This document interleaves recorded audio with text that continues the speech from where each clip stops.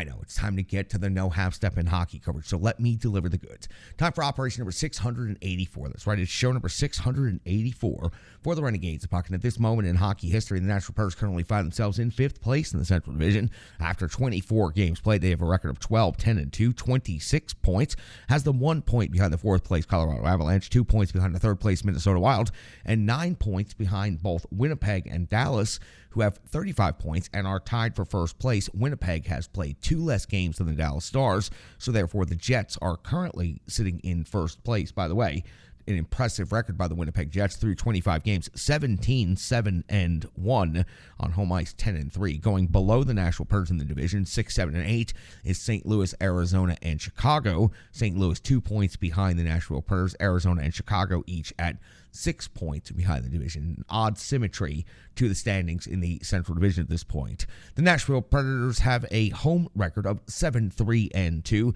and Bridgestone Arena damaged, not broken, ready to host the next home game for the Nashville Predators, and that will take place against the Ottawa Senators. Once the Nashville Predators are done with this one-game homestand against the Ottawa Senators Monday, they will be in St. Louis, immediately back home Tuesday to face off against the Edmonton Oilers, the 15th in Winnipeg, the 17th of December at the Colorado Avalanche, and the 19th of December back home against the Edmonton Oilers. Now, the Ottawa Senators, this is the first 2 meetings between these 2 teams this season. The second will take place in Ottawa, and that will take place on January the 9th.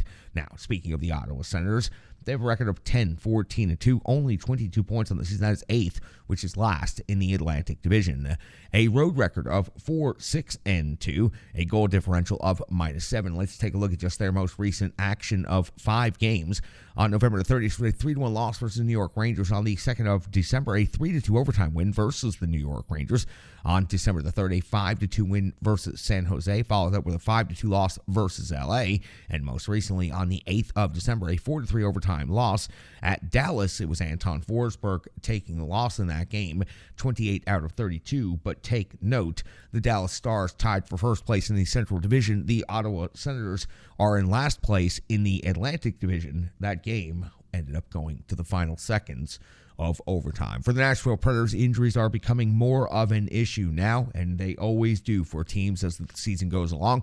Glass still listed as day-to-day. Borowiecki is still on injured reserve, and the really difficult one that we'll get more into here in a few minutes is McDonough, out 2 to 4 weeks. We saw him at the game tonight. He appeared on TV just briefly, waved to the crowd. And again, I'll discuss that more coming up during the analysis portion of the show. But let's go ahead and talk about the NHL rankings and the matchup between these 2 teams, the Nashville Predators and the Ottawa Senators. Not very impressive, to say the least. Goals for the Nashville Predators were 29th in the NHL, 2.63 per game, while the Ottawa Senators at 3.08 per game are 20th in the NHL. Goals against the Nashville Predators are at 15th at 3.08 per game, while the Ottawa Senators are giving up 3.32 per game. That is 21st in the NHL. When it comes to shots on goal, the Ottawa Senators are generating plenty of pucks on the net, 33.9 per game. That's actually 6th best in the NHL this time, while the Predators are at 22nd best in the NHL, generating 30.2 shots on net per game. In shots against, 25th and 26th, respectively, for Nashville and Ottawa. And on the special teams, again, it's not the most impressive set of special teams units you're going to find. On the power play, the Preds are 28th in the NHL, 15 out of 86 on the season, 17.4%. Now, the Ottawa Senators do have a decent power play, 7th overall in the NHL, 26.9% conversion rate. 25 out of 93, but their penalty kill is rated 18th, and they've given up 22 power plays.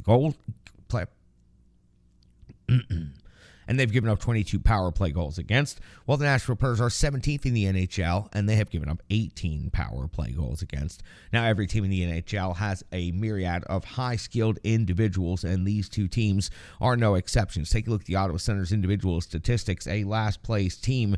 However, the top 3 scorers on this team would lead the Nashville Predators at this time. Tkachuk with 12 goals and 17 assists, 29 points on the season. Stutzel at 10 and 17 for 27. Giroux, 11 goals and 12 assists for 23 points on the season. Batherson, 6 and 14 for 20. And DeBrincat, 6 and 14 for 20. Now, remember, Alex DeBrincat usually does very good when he gets a chance to play against the Nashville Predators, going back to his days with the Chicago Blackhawks. Anton Forsberg, net a record of 5-7-2 and 908 save percentage at 3.24. goals against average. Taking a look at the Nashville Predators side of the ledger and the individual statistics, Philip Forsberg leads the team in scoring.